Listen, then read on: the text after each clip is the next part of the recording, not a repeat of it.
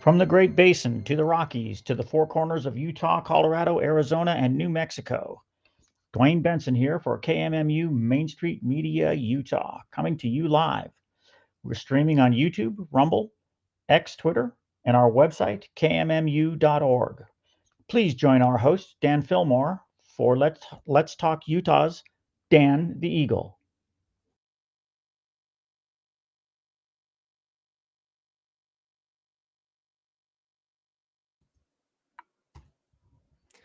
Welcome back, everybody. I am Dan the Eagle. It's nice to have everybody here. We've got a great show today. Again, as the intro said, go to kmmu.org to subscribe to get our shows every single week. Mine is on Wednesdays. We are live on YouTube, Rumble, X, formerly known as Twitter, and Facebook.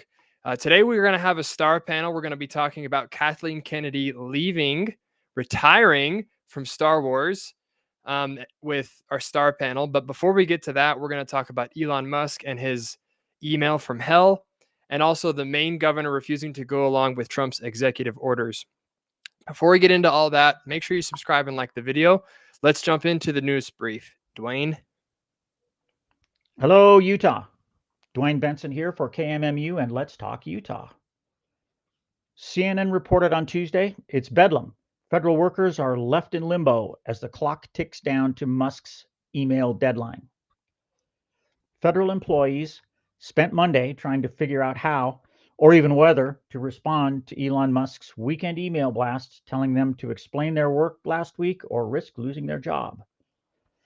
Although the request from Musk seemed quite clear and easy, a day of confusing and often contradictory guidance left many federal workers unclear how to handle Musk's request. Some were told to comply, others were advised not to, and still others were awaiting instructions from their agency's leaders until late in the day. Seems like a simple bullet point reply would solve the request. In other news, President Donald Trump on Friday threatened to strip Maine of its federal funding if it refuses to comply with his executive order banning transgender women from competing in women's sports, marking the White House's latest front in the nation's culture wars.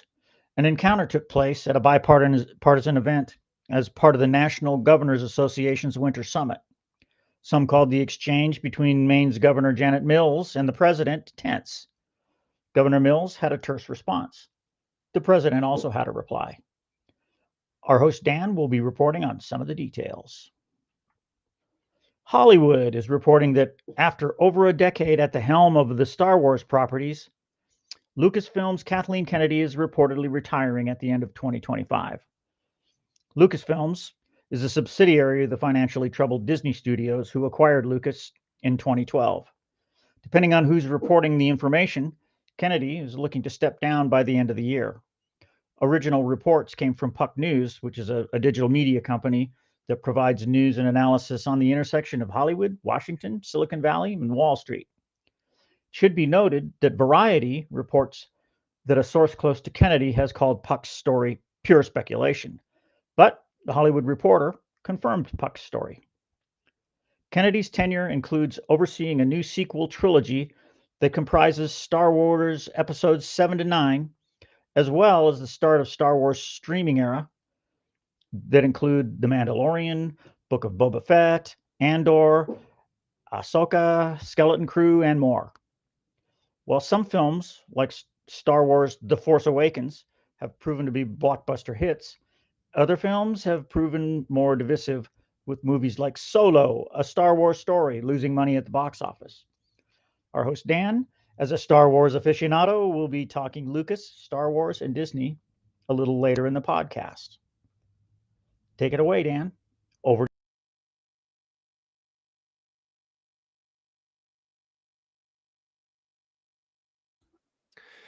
Thanks again, Dwayne, for the news brief. Today, we're going to get into all of this with our two amazing guests. We've got Kendall Flake, first and foremost. I'm going to give a little introduction to him. He's one of my good friends. He is an expert on all things philosophy, politics, history, and we're going to get into specifically what happened with the Maine governor and also with Elon Musk. He's taught seminary for a couple of years. He's an expert teacher, and he is somebody who had a great influence on me politically. So we're going to bring Kendall in and we're going to chat with him for a bit. How's it going, Kendall? So good, Dan. Happy to be here, man. How are you doing? I'm good, man. Thanks for being here. We're happy to have you. So, did I miss anything on your bio? What do we need to know about you?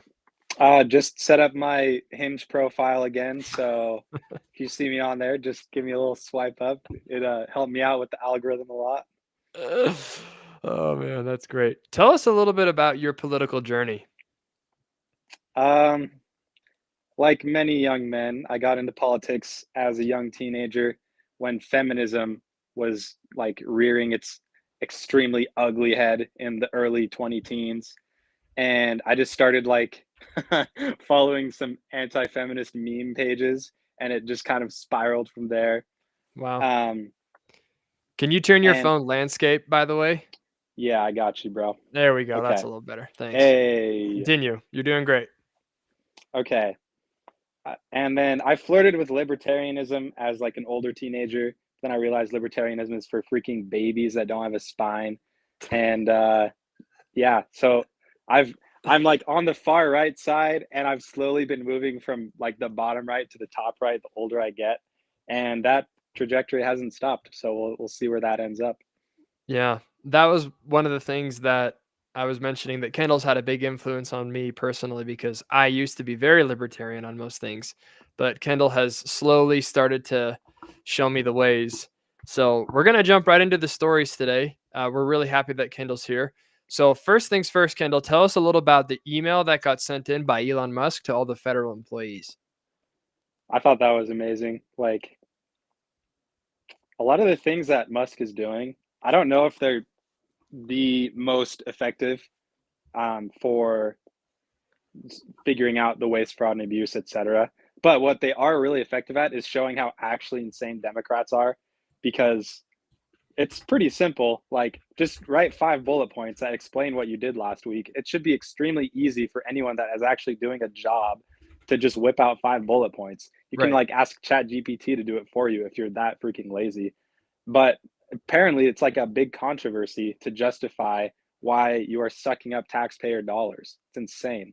Yeah, so you mentioned that if you, I mean, you don't think Elon Musk is doing it in the most effective way. What would you have done differently? I mean, I think a lot of the other things he is doing are effective for the goals he's trying to accomplish. This one, I don't know if it's the most effective for limiting the waste, fraud, and abuse, but it is effective for like getting the Democrats to put themselves in a bad position. And so I don't know if I would have done anything differently, because I think that's a very Hmm. commendable goal.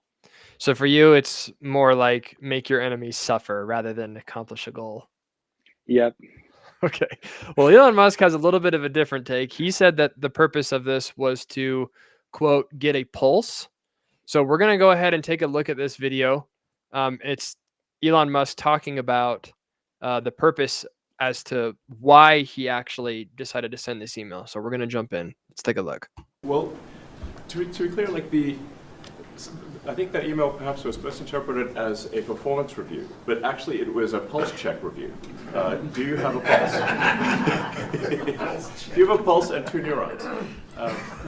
So if you have a pulse and 2 neurons, you can reply to an email. This is, I think not a high bar, is what I'm saying. This is should be anyone could accomplish this. But what we are trying to get to the bottom of is we think there are a number of people on the government payroll who are dead, which is probably why they can't respond, and some people who are not real people, like they're literally fictional individuals that are collecting paychecks. Well, somebody's collecting paychecks on a fictional individual, so we're just literally trying to figure out, are these people real? Are they alive? And can they write an email? Which I think is a reasonable expectation for the American public would have at least that expectation. Well, So Kendall, he said in that video, well, let me just ask you, what are your reactions after watching that? When he puts it that way, I can't see how it would be more effective.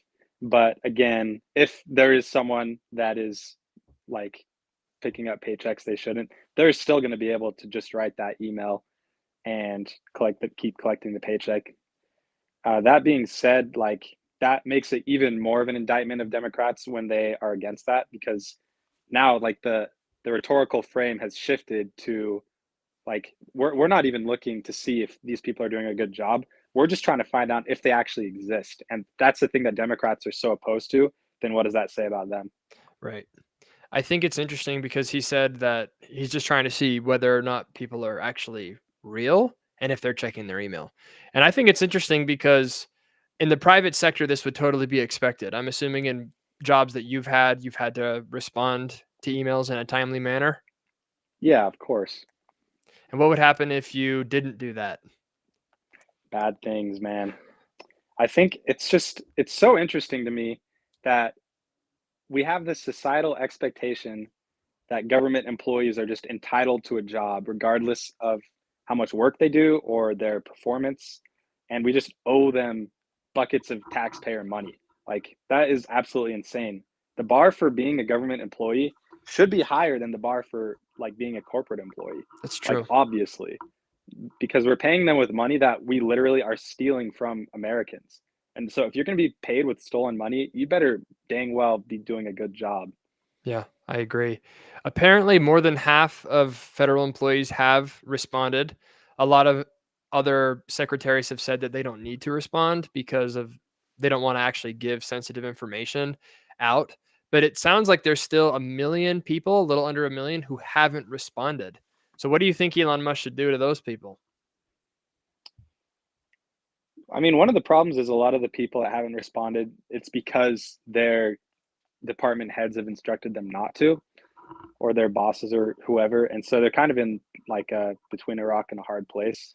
Let's And pretend like those that haven't responded yet, just for the sake of argument, those are in a department that it's okay for them to respond and they don't respond. What do you think oh Elon yeah, should do?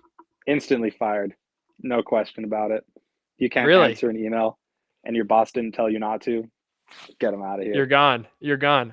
I tend to agree with that. But here's the thing, Kendall. Apparently, this is incredibly traumatic for people just to receive this email. We're going to go ahead and take a look at one of these poor federal employees. And Kendall, I think you just sound a little heartless. I'm not going to lie. Let's go ahead and take a look at this great sob story. First, just tell us about this email and what it was like receiving it and what you all have talked about after getting it. Sure. I got this email Saturday afternoon, about 3 p.m., and I felt absolutely infuriated getting this email with a demand within 48 hours to provide a response on what I did within the last week or face termination. This is clearly an attempt from Elon Musk to harass and bully and intimidate the federal workforce, which is part of his broader plan to gut the federal workforce and privatize public sector services to ensure that corporations like his own can get more profit. And that makes me really angry, and my coworkers as well. First, just tell us about... Kendall, don't you feel it? Don't you feel it? She felt infuriated, Kendall. All Elon Musk is trying to do is harass and bully and intimidate so that he can take over the federal government and privatize it. Obviously. You know, after watching that video, I'm convinced, baby. Get Elon Musk out of there. Hire 1 trillion more federal workers and make them all illegal immigrants too while you're at it. Why not? So,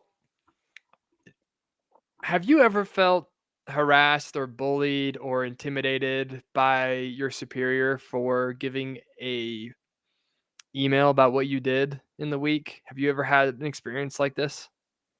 I think the weird thing is, I mean, to give some credit to the federal workers that are upset by this, it can be stressful to justify your job and try to prove to your boss that you should keep getting paid. Like that's actually totally understandable. But it's just a part of being a worker. Like everyone has gone through tough performance reviews. Everyone's faced like difficult decisions on if they're going to keep their job or not. That's just part of having a job, is justifying that you should continue to keep that job. But they're just like apparently unable to do that, which is really weird. Yeah, I have very little sympathy for these people personally, because it doesn't seem, like you said, it seems like the bar for us to have you as a government employee should be very high, because it is our tax dollars after all. But as you've mentioned, Democrats and the left, they don't agree with you, Kendall. They think that it's abusive. So we're going to play another clip of Anna Navarro, who, by the way, is considered the conservative on The View. She's considered the Republican on The View. She was on CNN, and she gets absolutely worked by Scott Jennings. Let's take a look. Abusive of federal workers, and it is just plain wrong. And it's random. It's abusive. It's random. It's abusive. Yes, to get an email? I do think that I think the way that they are. Yeah, I think the way that they are treating them. Why? How is this abusive? Scott, have you ever gotten an email from someone that said you better do this or else you're going to resign? Yeah, it's called having a boss in the private sector. From someone who's not your boss. The White House is every federal worker's boss. That's number one. Elon Musk is not anybody's boss. Scott, how is Elon going to evaluate? I mean, how is he going to evaluate the work of thousands of federal employees when he has no idea what they do? He's not. The test was, are you even paying attention to your email? Are you even at your terminal? Some federal workers, he sent it on a weekend. Some federal workers do not have access to their emails on the weekends. They just don't. Did they go to work today? I mean, look, the amount of outrage, melting down, and sort of outpouring of emotion over this ought to tell you everything you need to know. We had a lady on CNN today, a supposed federal worker, who said she was infuriated by getting this email. She had time to go on CNN, but she didn't have time to send a 30-second email saying, well, here's what I was working on last week. This is what people in the private sector have come to hate about how they view the public sector. And I think there's a great many very dedicated public servants. But you said, it's about control. Yes, it's about control, and it's about finding out who is actually at their job working and who isn't, and do we need all these people? So Scott Jennings, he could just stand up and take a bow. Like, he is the entire reason that CNN gets any ratings, because he's somebody who's actually conservative and has a brain that isn't just instantly trying to just attack everything that Trump is doing, irrespective of whatever he does. So the thing that I found really interesting is internet apparently just stops working over the internet, Kendall. I don't know if you knew this, but if we were doing, over the weekend, if we were doing this show on a Saturday, we couldn't do it. We would have to do like a play or something like that. And we couldn't record because there is no internet. There's no connection in the weekends. Some federal workers have no connection to their email on a phone over a weekend. What do you make of it? I don't know, man. It's crazy. Like the View, like CNN is trying their hardest to just be against this thing that Elon Musk is doing. And it's just really funny to watch. It's really funny to watch them try to find a reason why you can't respond to an email with a bullet point list of things. And like Musk said, it's not even a performance evaluation. Like the bar is even lower than if you're at a private corporation and it's a performance review. It's not even that. It's just, are you capable of sending an email? Like, it's crazy. It is insane. And I think it's absolutely absurd that they can air this on TV and not feel completely, embarrassed by it. Like, could you imagine going on air, Kendall, and saying that receiving an email over the weekend is abusive? Can you imagine that? That's insane to me. Like, you might say that he doesn't have the right to fire these people. You might say that he doesn't have the right to just email everyone, whatever. But none of that makes it abusive. Like, abuse is punching someone in the face that you are supposed to be taking care of. And that is what they are comparing this to. Yeah. Getting an email is the same as abuse. That is, first of all, insulting to people that actually suffer from abuse. Second of all, it waters down the term. And third, it's just factually incorrect. It's insane. It is. I totally agree with you. One last thing on this, and then we're going to jump on into some other topics. But in regards to him not being the boss, don't you think he actually is the boss because Trump is in charge of the executive and Trump has delegated this to him?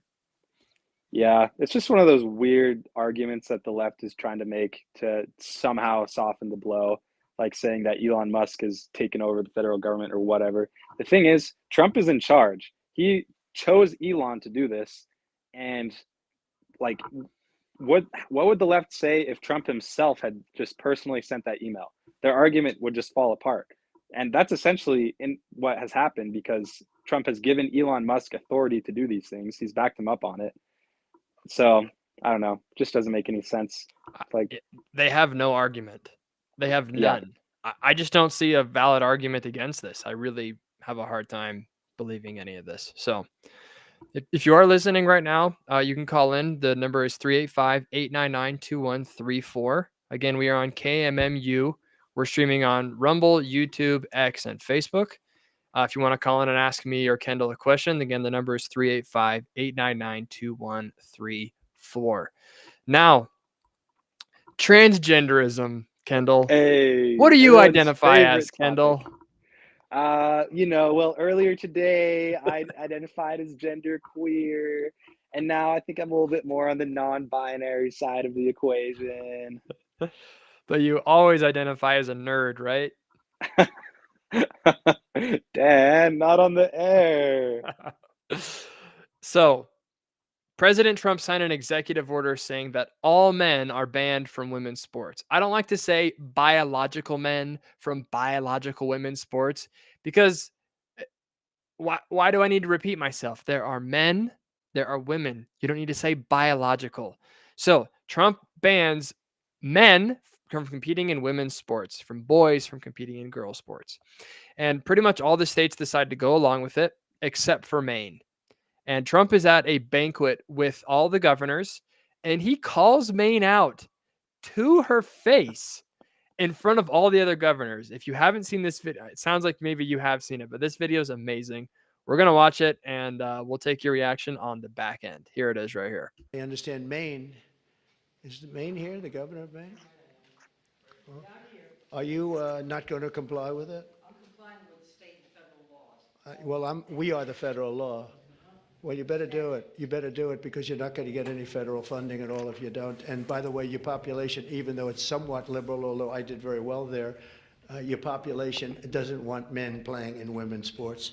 So you better comply because otherwise you're not getting any federal funding. Every state, good, I'll see you in court. I look forward to that. That should be a real easy one.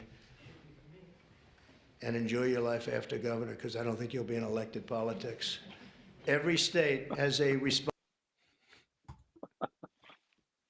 Oh man, it's clips like that I'm just like, oh, thank God that Trump won. What's your reaction after watching it? Thank goodness that Trump won, and that exact persona, like that exact personality is why Trump won. Like that is just such an alpha thing to do. He just is in a room full of a lot of people that really dislike him, and he just throws down with this lady who's talking back to him and just takes no crap from her. It's amazing. It is amazing. Sorry, continue. Go ahead. Oh, I was just going to say, like, the threat of pulling federal funding should be used way more often. Why are there sanctuary cities that are getting federal money? That is just insane to me. Yeah. Like, if you're going to break federal laws, you don't get federal money. It's simple. Yeah, and that's the same thing with these sanctuaries for men and women's sports and men and women's locker rooms. Obviously, it's an absurd thing, and everyone should do it, but there's going to be states that are going to push back against it. And so using federal funding as a weapon is genius, and it should be done much more. So what do you think, Kendall, do you think the average Democrat is in favor of this stuff, or do you think answer that one? Do you think they're in favor of this? No, of course not. Like the polling data is very clear on this. This is an 80-20 issue.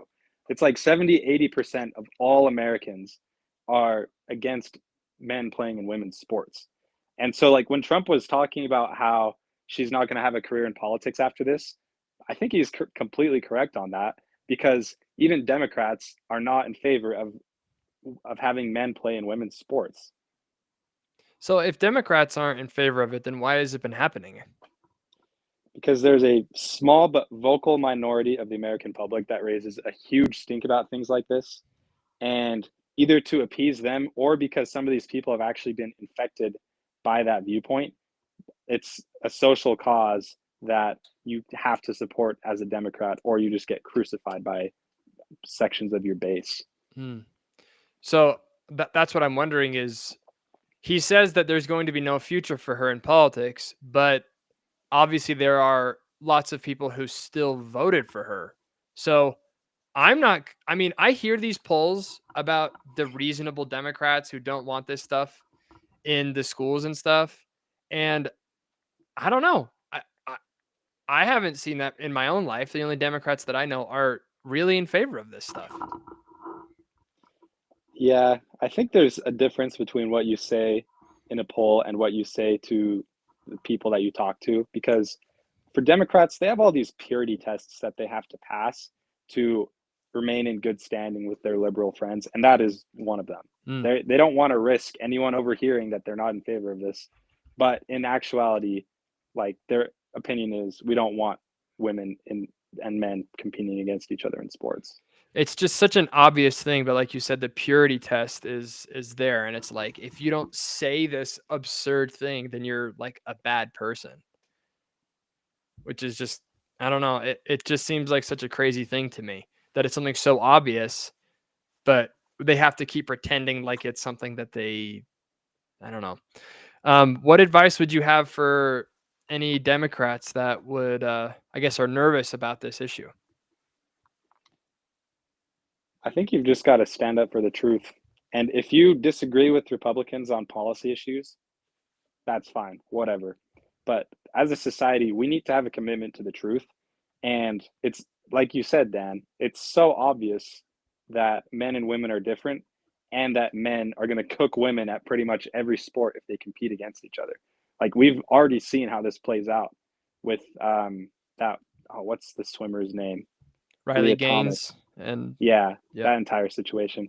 And I have personal friends that have lost out on championships, on scholarships, because transgender athletes were competing against them and obviously just wrecked them. Yeah. So we need to be standing up for the truth. And if you consider yourself a feminist, this should be like a slam dunk win for you. Protect women by keeping men out of their spaces. Yeah, it seems obvious to me, but I don't know. Like, it just, there's still so many people on the left who are like wedded to this idea. And I don't understand how the trans activists and the anti-truth brigade has gotten such a strong hold over the Democrats, because they seem like such crazy ideas. How do you think that happened? It's the vocal minority. If there's 10 to 20% of your base that believes things that are absolutely wild and are not going to support you unless you endorse their wild beliefs, like, you politically, you have to endorse those beliefs or you're just going to lose those people. And so it's not like all Democrats have these crazy beliefs. A lot of them do now, or at least say they do. But the way it starts is there's just that 10 to 20% that can swing a primary, and you have to appease them or you just lose. Yeah, it's unfortunate. I think you probably would agree with me on this, but I actually wouldn't mind a country where you had political parties that were both sane and grounded in reality. And you had a party who's more focused maybe on immigration, and then you have a party that's more focused on working class issues like health insurance or wages. Like, to me, that makes sense. But when you have a party that adopts ideas like men can be women and men should be allowed to compete in sports, and it's abusive to send an email to federal employees, how am I supposed to support that? How is the average American supposed to look at the Democrats and say, you know what, sign me right up? So I guess to wrap this up in a bow, Kendall, with your expert philosophy brain, what advice would you give to the Democrats? Because I know there's so many who listen to this. Advice on what topic? How can they come back to becoming sane? On being sane again. Dude, just turn into Bill Clinton. That's what you have to do, and you will win so many elections. I'm not even kidding. Like, because, I mean, selfishly, I would love if the Democrats just kept getting crazier and crazier and lost more and more elections. But I know that what's probably best for the country is if the Overton window just shifts back to the right. We're done with this craziness. You can try to enact your like leftist, like, political policies or whatever, but we have an agreement on the truth, and we have an agreement on being sane and not just saying stuff that is clearly false. Yeah, I hope that we can get back to there, but after all this sadness, we have to remember that Trump. I mean, the reason why we're talking about this is that Trump's in office. Trump is making all these things happen. These entrenched interests that have been there for years are finally being broken up, and Trump is the massive wrecking ball who's doing it. And it seems like the culture is reacting to the same way. So we're actually going to bring in Bo to talk about this last topic. Let me bring on Bo. Hey, Bo, how's it going? Hey, Dan. Doing well, thank you. Thanks for being here. What's up, dog? Kendall, good to see you. So, Bo was on our program last time, and we talked a lot about free speech and JD Vance. We're going to talk about nerdy stuff today. So I figured I'd bring my most nerdy friends, Bo and Kendall. So who's the nerdy friends you're bringing on? They're going to be here soon. Don't worry. Okay. Dan, you're not your own friend. It doesn't. I didn't know Riley was coming on. He probably would have joined. So, nature is healing. Things are going well. Elon Musk is getting rid of all the bloat in the government. Trump is fighting the governor of Maine that thinks that men can become women. And Kathleen Kennedy is retiring. Kathleen Kennedy, the bane of all existence for Star Wars fans, is out. She's gone. So I was reading this opinion right here. We're going to jump all into this. But first, actually, before we jump into this, I'm going to ask a couple questions. So, Bo, we'll start with you. Tell us in like 30 seconds what you love about Star Wars and why you're a fan. Yeah. 30 seconds? Yeah, just quick little thing. I got you. I grew up watching Star Wars. I saw it for the first time when I was probably like 6 on a projector in my parents' basement. And I was just blown away by the galaxy, by the story, by just being transported into this universe. And I've loved it ever since. I think that's what maybe movies were really made to do, is to give us this like, emotional, vicarious experience in other worlds, other scenarios, and to connect, have connections with the characters. And Star Wars is a great one that does that, but it also just such a cool lore to it. It has such a cool lore with, the Force, the dark side, the light side, Jedi, Sith, right, wrong, and the gray in between. Like, so many people think Star Wars is just about good and evil, black and white, but it's not. You have morally gray characters like Han Solo who bring a lot of realism to this universe. So true. Big fan of the original Star Wars and George Lucas's Star Wars. And yeah. So I mean, the story is incredible, but then the universe, I think, is the thing that captivates most people. Kendall, what about you? Dude, forget all that freaking nerd stuff. I just think Leia's freaking hot. No, I'm just kidding. I think the reason that Star Wars hooked me in the beginning is the original 3 movies especially are so perfectly embody things like the hero's journey and other timeless tropes. You're talking about 4, 5, and 6, right? Yeah, 4, 5, and 6. Yeah. Like they're just timeless movies. The character arcs and the plot threads and the light side and dark side, and even Luke starting out as a farm boy, all of those are just such classic motifs that this story is just truly timeless. And then another thing that I think Star Wars does that's really cool is it's in the future, it's sci-fi, but it's not like none of the technology is really unrecognizable. It's just kind of better versions of things that we already have. And so that makes it extremely cool for like a 6 to 10-year-old boy who loves like military stuff, because now it's all the stuff I like, except for it's also like cool lasers and it's in space. And that's it's what on hooked these me. weird planets. That's what hooked me. I watched Attack of the Clones when I was probably like 6 or 7. And the scene in Geonosis where the droids and the clones are shooting each other and there's like sand everywhere and there's explosions going off. Like, man, that scene is just so good. It's still good to this day. I watch it and I'm like, wow. 6-year-old me knew exactly what was going on. Yeah. So, and then you've got the Clone Wars TV show, which is literally just like 7 seasons of only that. It's beautiful. No, it was amazing. And then George Lucas, I mean, there's a lot of debate on whether 1, 2, and 3, so like the prequels are actually good. I think that there's kind of a generational gap there. Like Bo likes 4, 5, and 6 a ton. I know that, and I don't think you love 1, 2, and 3. Is that correct? I appreciate them and I like them for different things, but I don't think that the 1 and 2 are the strongest movies, and probably the first half of 3 as well.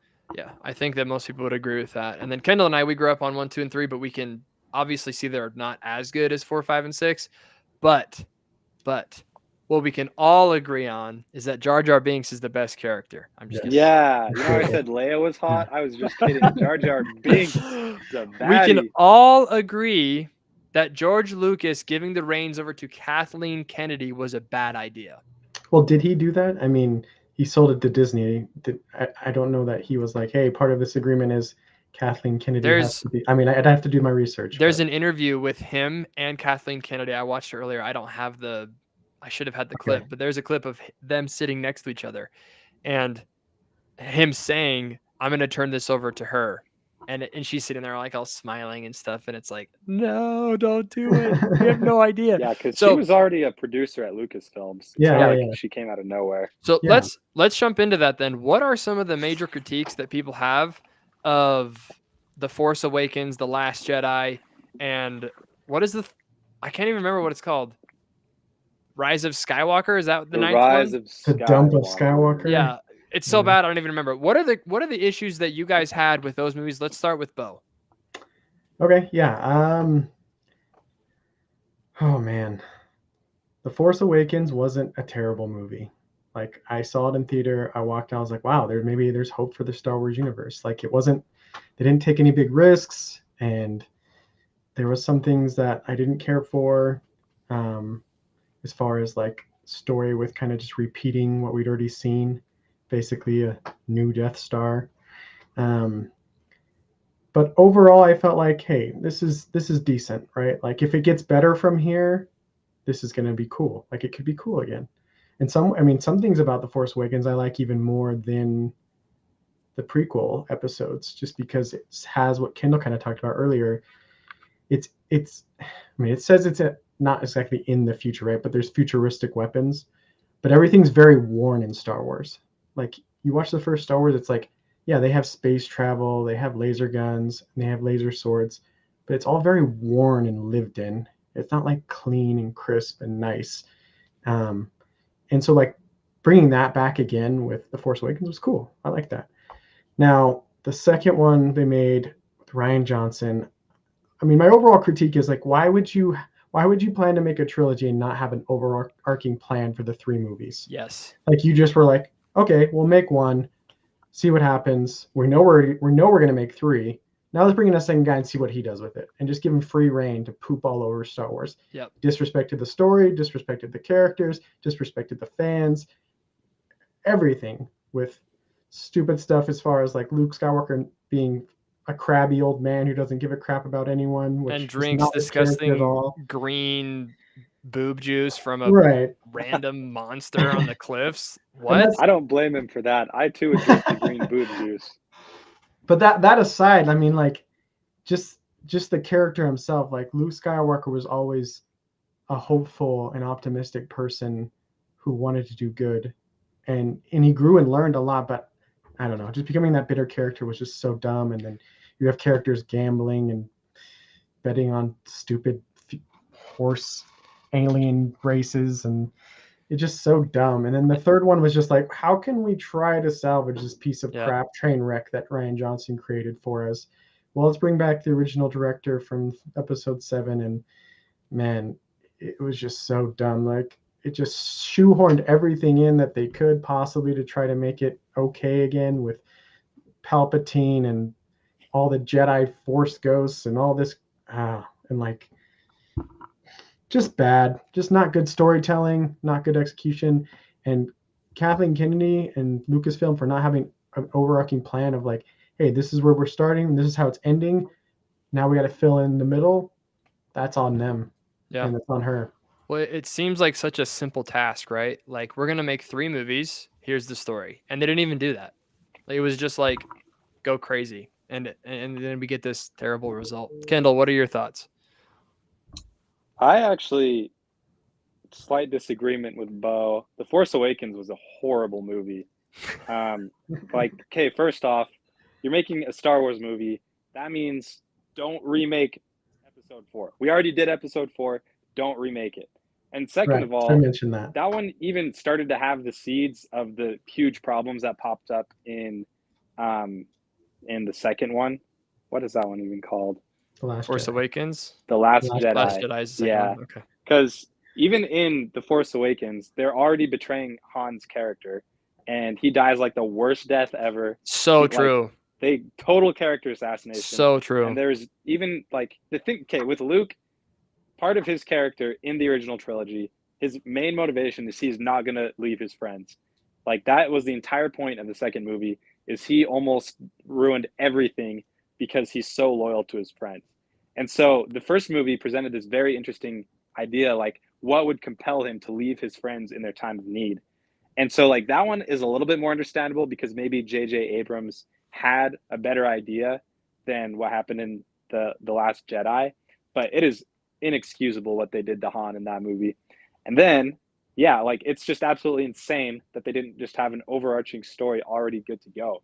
Like one time me and my friends had an hour-long bus ride and we cranked out an entire plot summary of a better Star Wars trilogy that had complete character arcs. It had like interesting plot details and they were just like amazing movies. And we were just like a couple of freaking nerds on a bus. You're telling me that the billions of dollars that they have to spend on Star Wars couldn't have been used to just hire some decent writers? Like literally just hire like 4 extremely nerdy fat dudes and they will give you the best script that you have ever seen. And they just... or in your case, a really nerdy like anorexic dude. Yeah, exactly. Dude, well, I totally agree with that because it's like it's one of those things where it's so annoying that we give this beautiful IP away, right? Star Wars, to people who they don't even seem like they care about it. Like you make this story and you destroy the characters that we love. Like we love Han Solo, we love Luke Skywalker, and you make both of them just these husks of men, and you get the girl boss coming in to show them what's up. It's super annoying, and it doesn't even have to be woke. The story is just stupid. Bo, you were going to say something? Well, yeah, exactly that. I think that just, again, to kind of speaking to what Kendall said, like with getting some decent writers, I think part of the problem with that is when you're trying to cram ideology or messages into your movie, then that starts to break your stories. Yeah. And I think Kathleen Kennedy did that really, really well, if that's a skill. She's really good at it. There's a funny South Park bit where they were like talking as if they were Kathleen Kennedy, and every time they're like, well, we're going to do this new movie, I can't show it because it swears. I couldn't find the one that doesn't swear. But it's like, what do you think about this, Kathleen? And she says, make her gay. Yeah, put a chick in it, make her gay and lame. Put a chick in it, make her gay and lame. And that's what they did. They just added these lame people. And so... Yeah, that's like almost the worst part is, and as hard as it is to believe, The Last Jedi and The Rise of Skywalker were like, they're not even the worst Star Wars content that Kathleen Kennedy has overseen. That's the true. TV shows in the last couple of years have been infinitely worse. Yeah, like, and we're horrible. gonna jump into that. I gotta plug this really quick. So you're listening to KMMU Mainstream Media Utah. We're live on X, Rumble, YouTube, and our website kmmu.org. Search KMMU on your favorite platform and give us a listen. Thank you for listening. This is, again, Dan the Eagle. We're here with Bo and Kendall. We're talking about Star Wars. So we already covered that 7, 8, and 9 obviously betray the characters that we come to love, and the story is not very well fleshed out. Now we're going to talk about the different the TV shows that they've come out with, and they've come out with a lot. So I will say I think Bad Batch is fun. I like Bad Batch personally. I also like it. You guys are nodding your heads. I didn't mind that one at all. It was mid. And I think a lot of pretty people good by Star Wars terms. True. And The Mandalorian came out. A lot of people liked it. I wasn't a huge fan. So those are the ones that are kind of like up there. People aren't really Season 1 and 2, those much. are acceptable. But Boba Fett, The Acolyte, and Skeleton Crew, and Obi-Wan. Yeah. These and TV Ahsoka. shows Don't forget Ahsoka. and Ahsoka and true. Mandalorian season 3. Yeah. So there's like 6 or 7 shows that have come out that universally, everyone thinks they're crap. Like they're just bad. Mm-hmm. So let's talk about why you guys think that they're bad. Well, I mean, it's hard to speak to all of them because some of them are so bad I refuse to even watch the rest of the season. So that's tough in and of itself. I think the only good show, I know maybe we'll get to this, but Andor was at the exception of the rule. And I think the reason that Andor is good. True. Yes. Andor is I think the reason that amazing. is Best that's Star the Wars content. one show where the director actually got to have some say in the product he was making. Even as far as like not even using things like real sets instead of the volume they shoot in, that's the big screen they shoot in a lot of the series shows. He was like, no, I don't want to shoot in that. I want to shoot on real sets because it's more compelling to shoot on real sets. It looks better. It feels more real. Actors can feel and touch what's going on. But what makes them bad, or what was your question exactly? I guess just like overall, where does the hate? Why do we hate these shows that Kathleen Kennedy has shoved down our throats? I mean, Kendall, if you want to jump in, you're welcome to. But I just think right off the bat, it's just like they're just not good. I'm not interested in a character that just walks around and folds her arms and just goes. And that's what she does every scene she's in. Yep. And everyone already knows I'm talking about Ahsoka because it's a stupid show, and I couldn't even watch the whole thing, even though I watched Star Wars Rebels, which is a TV show that I actually think is pretty good, and plays some good homage to the original trilogy. And she's in that, and some other characters in that, and then there's just this dumpster fire of the Ahsoka TV show that just is so lame. Yep. So lame. Add a woman in it, make her gay and lame. Ahsoka's not gay, confirmed, but she's very lame.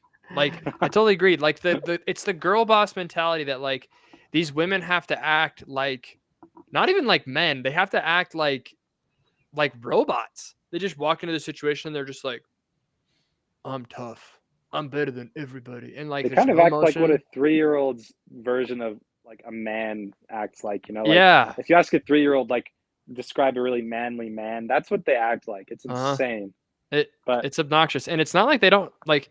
I'm a fan of Rogue One personally. I like Rogue One, and that was one that Kathleen Kennedy made. And so I know she can do a woman character in a made, but true. But they know how to make a female character not be obnoxious and pretentious and annoying, and they just choose not to. And then when we criticize it, they call the fans sexist. Go ahead, Kendall. Yeah, no, the crazy thing is Star Wars has a very long and illustrious history of compelling female characters. Leia from episode 1 was an extremely strong, charismatic, confident woman character, and she shoots a lot of bad guys. And then, like, I mean, you've got Padme in the original trilogy, who she's not a fighter, but especially in the Clone Wars TV show, she's very savvy politically. She's extremely compelling and interesting. And then you've got Ahsoka in the Clone Wars TV show as well. Same deal. She's just like super interesting, super compelling character. Goes through a lot of like tough character situations. And so like, it's not that Star Wars has a problem with strong female characters or that the fans do. Ahsoka was a fan favorite for like 15 years or something like that. Yep. The problem is that these people don't know how to write women. Like so many of the writers are women, but they just don't know how to write women. It's such a weird situation. I do think a lot of it is just like the politics get involved. Like you can't possibly have a woman who actually acts like a woman would. Like you can't have her have like positive feminine attributes. You have to strip her of all the things that make her wonderful as a woman, and then you have to throw in all the things that make men annoying. And it's like that's a terrible way to make a character. You can't make an annoying man as a woman. You just can't do it. He's an annoying man, and I can't criticize it because she's a woman. Yeah, and I think, you know, along with the writing and storytelling, I just think they're not doing a good job with what they have. Because like Kendall said, they have great characters they're working with, such as Ahsoka, but they're not, you know, giving us a compelling reason to care. They're not having motivation for character, a goal, and then obstacles, and then friction against that. And I mean, just overall, not even Star Wars, just storytelling, movies, TV shows, for a big part. There's exceptions to the rule, obviously. Andor being one of them, and then some movies and shows here and there. Like the storytelling is just, it's kind of gone to crap. It's all about messaging and spectacle, and not about the character and the craft of filmmaking with the camera, with direction, and with acting, and especially with the writing. Oh, go ahead, Kendall. We can still hear you. Wait, maybe not. I think Kendall is. He might have cut out. He's frozen there. So I'm going to ask you a question then. Well, our call screener is sitting there. He's bored. He wants to take your calls. If you have a call, the number is 385-899-2134. Again, that's 385-899-2134. You can call in and ask Bo or me. And Kendall, if he comes back, a question. Let me see if I can bring Kendall back in. Kendall, can you hear us? Hey, can you hear me? Yeah, we got you. Okay, so I'm going to ask you guys one more question, and then we will wrap up. But the names that are being floated around for replacements for Kathleen Kennedy are the following. One is Kevin Feige. He was pitched as the best candidate for the job, and he is the guy who started off with the Marvel movies. Yeah, Kevin Feige. Feige, is that how you say it? Yeah, Feige. So he could move over to another world. He's passionate about Star Wars. I'm just reading this from an article from Forbes. It says, the problem here is if he leaves, Marvel is not exactly in a strong place at the moment. So who takes over from there? So he's in charge of all the Marvel stuff. And honestly, I don't want the guy from Marvel to take over Star Wars. That sounds terrible. What do you guys think? Dude, that's like firing Hitler and hiring Stalin. True. Like East Germany was not much better off under the Russians. That's for sure. Yeah.